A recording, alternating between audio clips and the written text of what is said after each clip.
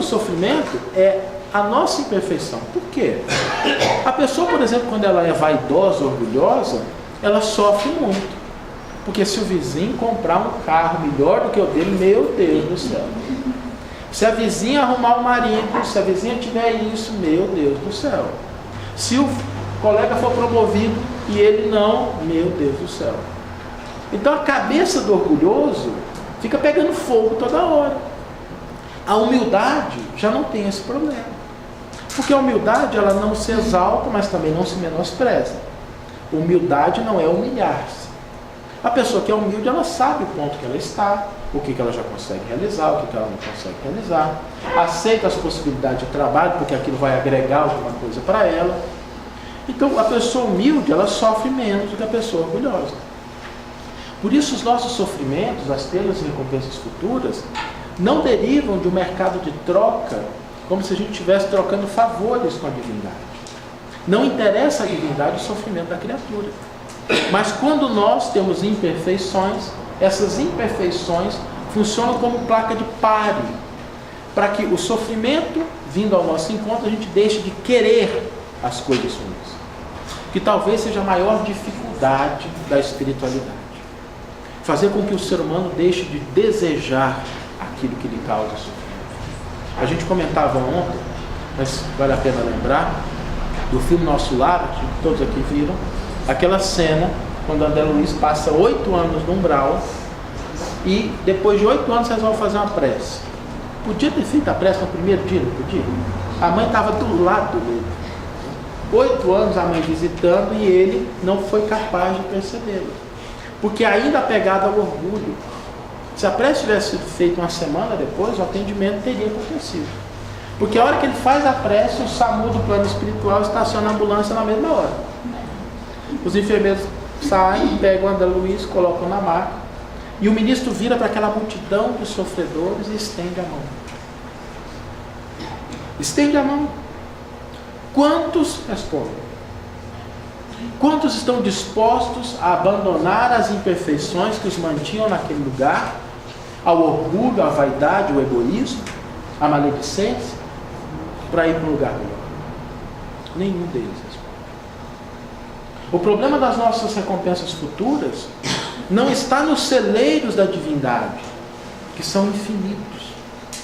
Está na nossa disposição de se colocar na posição de alguém capaz de receber. Essa estrutura do Livro dos Espíritos mostra de maneira muito clara o cuidado do codificador na hora de lançar as bases de uma doutrina que possui um tríplice aspecto de ciência, filosofia e religião. Isso é muito complicado porque quando nós tratamos de doutrina espírita, nós podemos fazer excelente ciência, e se não tivermos filosofia e religião, não é doutrina espírita. Nós podemos fazer raciocínios filosóficos extraordinários, se não tivermos a ciência e a religião, não é doutrina espírita. Nós podemos fazer contribuições religiosas extraordinárias, se nos afastarmos da ciência e da filosofia, não é doutrina espírita. Doutrina espírita tem esse tríplice aspecto. Na sua vertente de ciências, o codificador deixa muito claro. É uma ciência que estuda a origem, natureza, destino dos espíritos e as relações que existem entre o mundo espiritual e o mundo material. É uma ciência de observação. É uma ciência de atenção. Por isso é preciso, no desenvolvimento da ciência espírita, adestrar o nosso senso de observação, de percepção, de análise, de cotejar diferentes propostas, de estar aberto para aquilo que está sendo desenvolvido, buscado. Porque no aspecto da ciência espírita, não é possível a gente fazer uma ciência como se faz, por exemplo, com a química. Que você pega os elementos, leva para o laboratório e começa a manipular os elementos. Se a gente quiser fazer um experimento dessa natureza com os espíritos, vai ser muito difícil. Porque você fala assim, vou levar um médium para o laboratório para fazer um experimento. O médium vai e o espírito não vai. Resolveu fazer outra coisa. Como é que se obriga o espírito a fazer isso? Eu me recordo que um grupo de cientistas analisando uma jovem notável em relação aos poderes de percepção em relação ao que estava no corpo dos indivíduos, ela conseguia detectar doenças muito rapidamente na Rússia. Eles pegaram essa jovem, transportaram ela da Rússia para os Estados Unidos e ali começaram a estudar ela em laboratório. E naquele ambiente concluíram de que os acertos dela não eram estatisticamente relevantes. E eu fiquei falando, é lógico, né? Só pagaram a passagem para a jovem, não pagaram para os espíritos. Como os espíritos não foram, o fenômeno não se processou. Não é possível estudar ciência espírita como ciência experimental. Mas não é a única ciência que trata da observação. Por exemplo, a astronomia também funciona dessa forma. Alguém já viu você pegar um buraco negro, levar para o laboratório, pegar uma estrela, um sol, levar para o laboratório? Não, o que se faz? Você apura os instrumentos ópticos, os telescópios, para poder observar. Essa é a metodologia da ciência espírita. Uma ciência de observação, de atenção. E para observar, a gente precisa se desprender do espírito crítico. Observar o que está acontecendo, sem valorar. A partir daí nós podemos ir catalogando, organizando, codificando. Essa é a cunha que Kardec aceitou para si, o codificador. Mas esse aspecto da ciência é só um, porque esse explica os fenômenos, pode dar origem a fenômenos. E Allan Kardec disse que equivoca-se quem acredita que a força da doutrina espírita está nos fenômenos que explica ou que possa dar causa. A sua força está na sua filosofia. A força da doutrina espírita não está nos fenômenos. Porque os fenômenos podem acontecer os mais extraordinários e não mudar a nossa forma de pensar, e não mudar a nossa forma de sentir, não mudar a nossa forma de agir. Pode não alterar a nossa perspectiva. A gente pode ir para a reunião mediúnica durante 30 anos, conversar com o espírito, orientar espírito, esclarecer espírito, e não mudar nada na nossa forma de agir em casa ou no nosso ambiente de trabalho. Não houve uma mudança de filosofia, de forma de pensar. Nós temos um caso notório, que sempre é lembrado no movimento espírita, do livro Voltei, em que um diretor da Federação Espírita Brasileira, depois de ter orientado milhares de espíritos, chega no plano espiritual e é recebido por aqueles que ele havia orientado. E eles olham para ele e falam assim, Frederico, você aqui com a gente, apagadinho igual a gente mesmo. Porque o problema não é o contexto. Às vezes a gente acha que o contexto está mudando a nossa realidade interna, quando na verdade é só o contexto. É por isso que a gente sempre fala, tem muita casa espírita, igreja católica, templo evangélico, budista. Isso aqui é academia espiritual. Você vem para um local como esse para fortalecer a musculatura das suas virtudes. Porque aqui é mais fácil. Aqui as pessoas se abraçam, se chamam de irmão, de amigos, todo mundo está fraterno, né? Salvo nos bastidores, que às vezes acontece uma coisa, mas de forma geral, o ambiente é um ambiente diferente. Aqui é treino, para que a gente consiga ser espírita 24 horas por dia. E aproveitemos enquanto a gente está encarnado. Porque enquanto a gente está encarnado, a gente encontra aquela pessoa que a gente não gosta, fecha a cara, mas cumprimenta. Tá? Quando você é desencarnado, a 1000 metros de distância, a pessoa começa a sentir a sua vibração. Você está de costa e você percebe que alguém está passando do seu lado, pensando uma coisa ruim a seu respeito. Tem uma menina que escreveu uma frase na internet que eu gosto muito, que ela diz assim, tem gente que não gosta de mim pelo que eu falo. Imagina se soubesse o que eu penso. Agora imagina você viver numa sociedade em que o que você exala é o que você pensa. O que você vibra é o que você sente. Por isso que a matéria é uma bênção. Eduquemo-nos agora, porque quando a gente se desprender desse veículo físico, a gente vai levar a gente na integralidade. Do ponto de vista da filosofia espírita, ela vem reajustar essa nossa forma de pensar, a nossa forma de agir, a nossa forma de refletir sobre os acontecimentos do mundo. A gente alargar um pouco a nossa compreensão, não somente para aquilo que está na nossa frente, mas por conta das causas também. Quando nós olhamos uma criatura equivocada, Às vezes a gente acha que a pessoa está muito mal e às vezes ela está muito bem. Porque na outra encarnação, ela foi muito pior e ela já está melhorando. Mas a gente está parado, julgando os outros. Isso é bom, porque se nós como pais tivéssemos acesso às 10 últimas encarnações dos nossos filhos, talvez a gente fosse acometido de um desânimo generalizado, né? Porque a gente pode receber em casa uma criatura com desvios graves na área da sexualidade, do dinheiro. É por isso que muitos pais às vezes se assustam, porque vai muito bem quando chega na adolescência, um destempero emocional, uma frustração amorosa e a pessoa comete suicídio. Mas não é dessa vida. A fragilidade já existia muito antes. É uma característica do espírito que precisa ser tratada nessa existência. Chico dizia que uma das coisas que mais o entristecia era quando ele percebia pais e mães alheios às necessidades educativas dos seus filhos. Porque toda criança reflete aquilo de que ela necessita. Talvez se a gente tivesse a oportunidade de ouvir o diálogo gravado com aqueles que nós recebemos como os filhos, esses espíritos diriam para nós assim: pai, mãe, me ajuda a não falhar de novo, a não cair nos mesmos equívocos. Através da proposta da filosofia, nós podemos tratar essa maneira de entender. Permita-me um relato pessoal. Eu tenho um filho hoje de 13 anos. Quando ele tinha 5, 6 anos, começou a me dar muito trabalho para ir na evangelização. E eu não vou, não quero, a tia é chata, eu não gosto do lugar. E pai espírita, não pode bater, né? Minha avó teria resolvido isso com uma chinelada. Mas eu comecei a argumentar, falar. Meia hora de conversa, eu percebi que eu seria vencido. Não ia conversar. Aí, meio que desesperado, eu peguei ele no colo, sentei em cima da mesa, pus o dedo no nariz dele e disse assim: quando você decidiu nascer, você sabia que eu era espírita. E você veio porque você quis. Agora você vai da evangelização. Acho que ele não entendeu nada. Mas nunca mais me deu trabalho. A nossa responsabilidade diante daquele círculo mais estreito, de onde nós estamos, uma mudança que deriva dessa alteração da nossa forma de ver a vida, de enxergar nós mesmos, de enxergar os acontecimentos.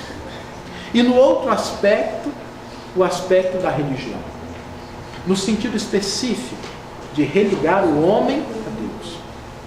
Emmanuel escreve um livro de comentários ao Livro dos Espíritos e intitula esse livro Religião dos Espíritos.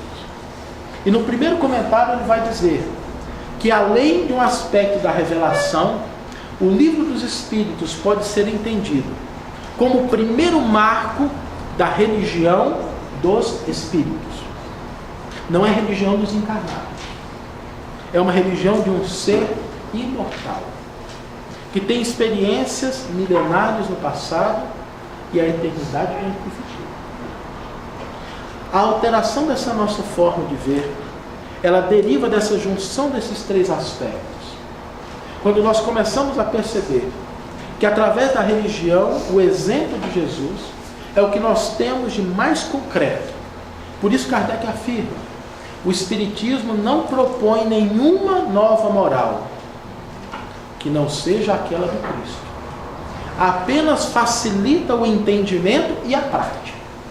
Porque no campo da religiosidade, o que interessa é como você age, é como você faz, é como você pensa, é como você sente.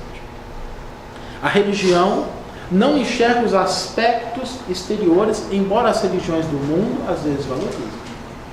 Mas Jesus já dizia que o teu Pai, que vê no teu segredo, que vê aquilo que passa dentro de cada um, ajusta as nossas experiências a essas necessidades íntimas de cada um de nós.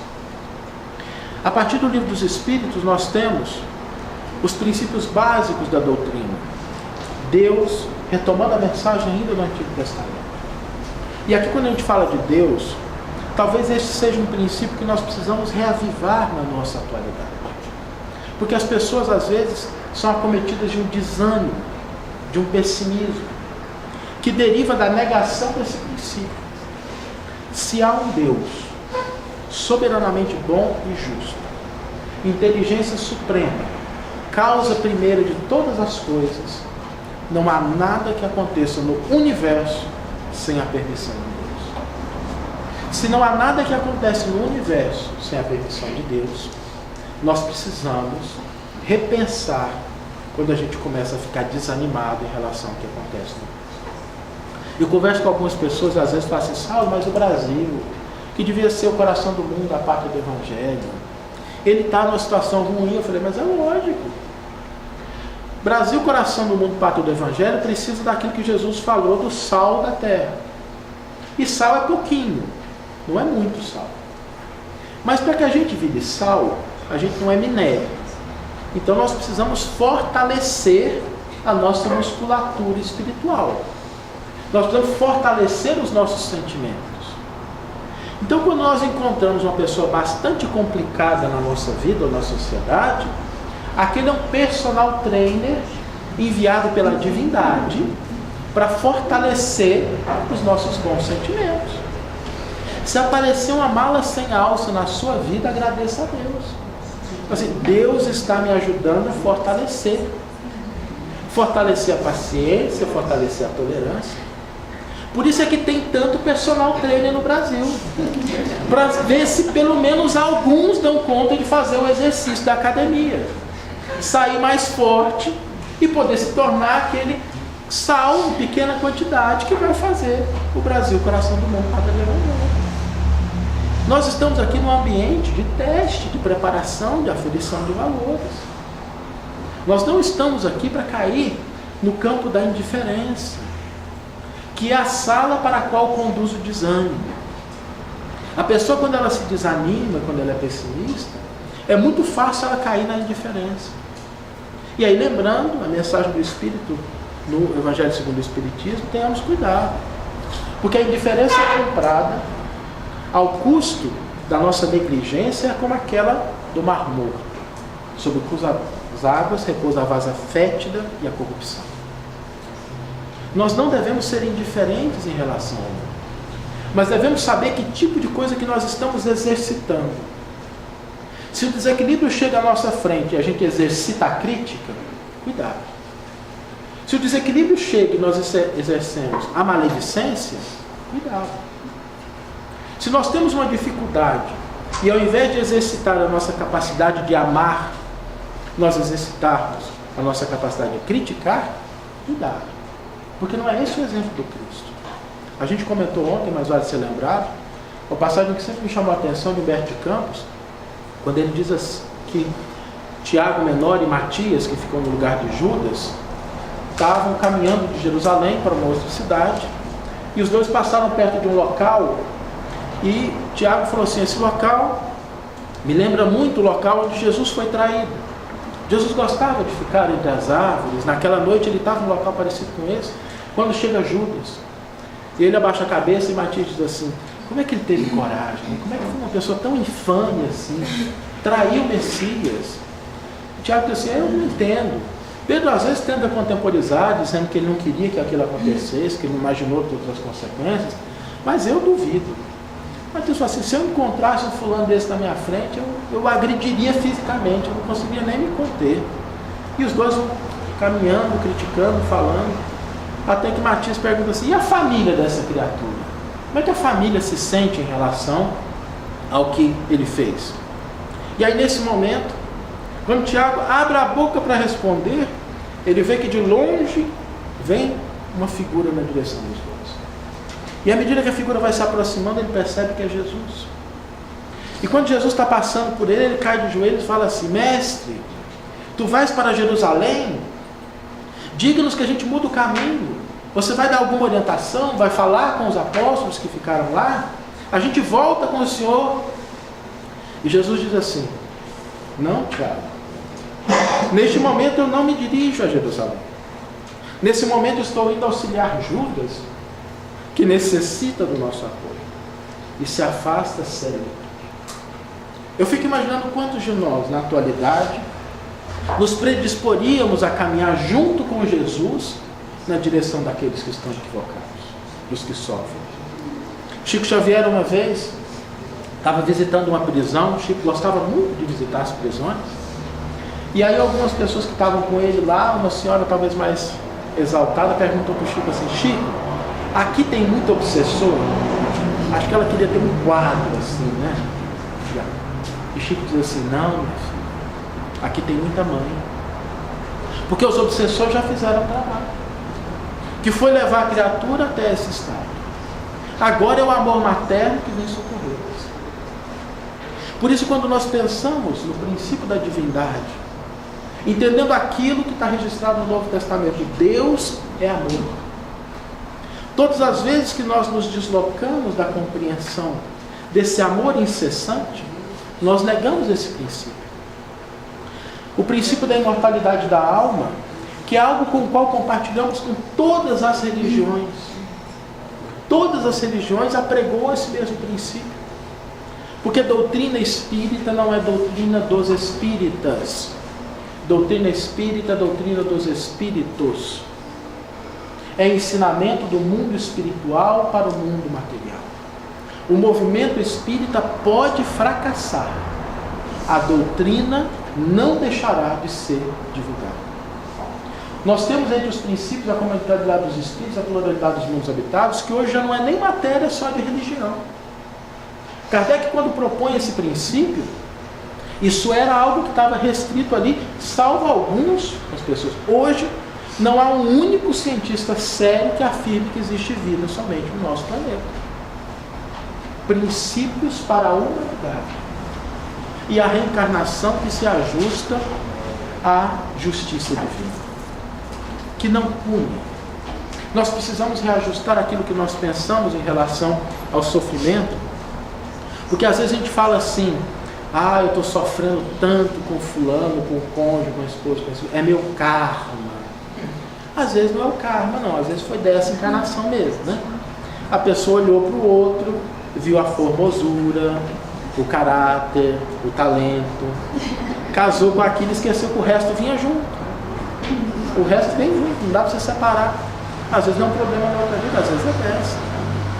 Mas quando nós estamos nesse processo de reencarnação, é para ajustar a nossa capacidade de julgar, de discernir, como oportunidade. Uma vida humana é muito curta. É muito curta. 60, 70, 80, 90 anos passam muito rápido. Mas é uma oportunidade que nós temos de ir trabalhando o nosso íntimo. Não existem reencarnações punitivas. Existem reencarnações depurativas. Quando a criatura, às vezes, ela não tem condição do exercício do livre-arbítrio, se tolhe a fim de que ela aprenda. As mães sabem disso. Antigamente, quando a criança nascia, não se colocava uma meinha na mão para evitar que a criança se arranhasse? Às vezes a divindade age assim. Bota umas meinhas no nosso livre-arbítrio para que a gente não se machuque, limitando as nossas possibilidades de ação em favor de nós mesmos. A reencarnação é uma bênção para que nós possamos progredir. E às vezes as pessoas tomam esse princípio como sendo algo ruim, algo pesado, quando nós deveríamos ter a alegria de a cada dia despertar e ter 24 moedas para trocar no mercado da vida em relação aos bens espirituais que nós necessitamos. O Espiritismo, na sua feição de Consolador prometido, especificamente nessa obra, vem realizar aquilo que Jesus nos disse: se amais, guardai os meus mandamentos, e eu rogarei ao Pai, e Ele vos enviará outro Consolador para que fique convosco para sempre. E aqui eu queria fazer um pequeno parênteses. A palavra Consolador no nosso idioma, ela tem muita conotação de você atender a quem sofre, de você amenizar o sofrimento, de você atender a dificuldade emocional às vezes, de você consolar. O problema é que quando nós traduzimos isso, e às vezes Kardec até toma cuidado de colocar o paracleto. Paracleto é o que está na origem do termo em grego. Esse paracleto vem do verbo parakaleo. Esse verbo tem 3 conotações muito específicas que todo mundo na época de Jesus que falava grego sabia. O primeiro é esse que a gente conhece, de consolar, de aliviar o sofrimento. Esse é um. O segundo sentido é o sentido do esclarecer. O paracleto também é aquele que esclarece, que orienta, que retira a dúvida.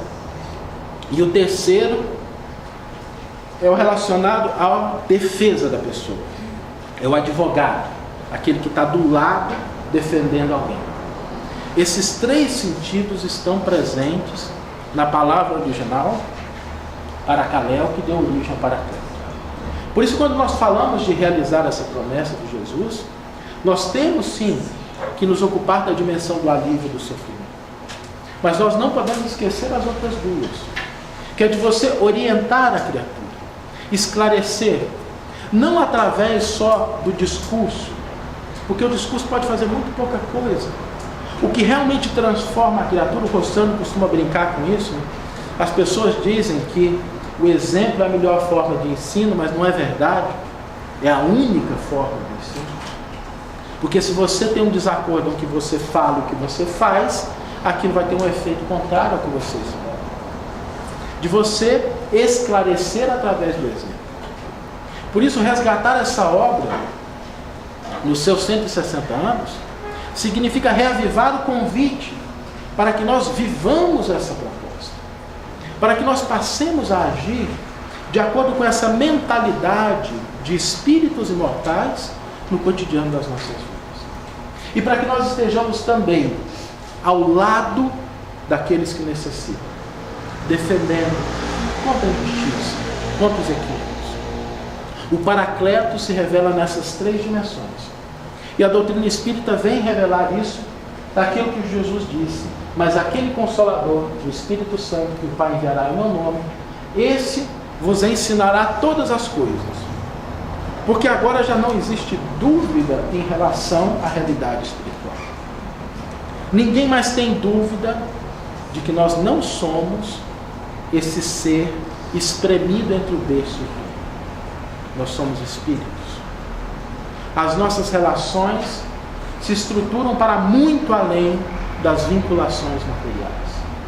E vos fará lembrar de tudo que vos tem dito, o que conecta com aquilo que Jesus nos ensinou. Essa a obra que esse ano completa 160 anos. Ainda muito jovem, muito jovem. Se nós tomarmos as duas primeiras revelações, nós temos talvez 1 milênio ainda pela frente. Mas nós somos convidados, chamados a exercer isso logo no começo. Há um investimento espiritual enorme no Brasil. Nós temos aqui os maiores médiuns do século XX estiveram reencarnados em terras brasileiras. Nós tivemos uma obra do Chico sem nenhum problema de tradução, dado na nossa língua. Nós temos o Divaldo Pereira Franco e tantos outros que contribuíram para que nós possamos viver essa proposta e inaugurar uma nova era a partir de nós mesmos. Muito obrigado. Quero mais uma vez pedir para que você que nos acompanha, para que você possa ser um doador da Clínica Jesus Nazaré. A Clínica Jesus Nazaré é uma entidade que atende pessoas portadoras de transtornos mentais e pessoas da terceira idade. Você pode fazer uma visita, levar suas doações e marcar também a sua visita pelo telefone 3235-3129, 3235-8010. Essa entidade que atende pessoas da terceira idade, pessoas com transtornos mentais, precisa de todos nós. Vamos colaborar. Te aguardamos.